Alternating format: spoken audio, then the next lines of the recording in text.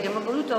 organizzare questo congresso per raccontare la diagnostica molecolare nei percorsi che già esistono all'interno della mia azienda, nel dipartimento oncologico, dipartimento materno-infantile e nei percorsi diagnostici infettivologici.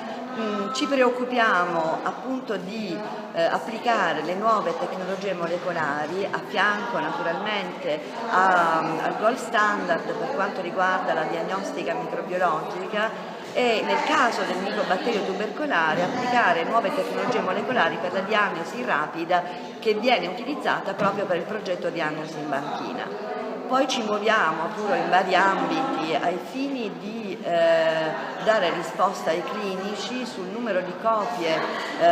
di microrganismi virali infettanti e determinare anche polimorfismi genetici utili alla terapia personalizzata, sia in campo infettivologico che in campo oncologico.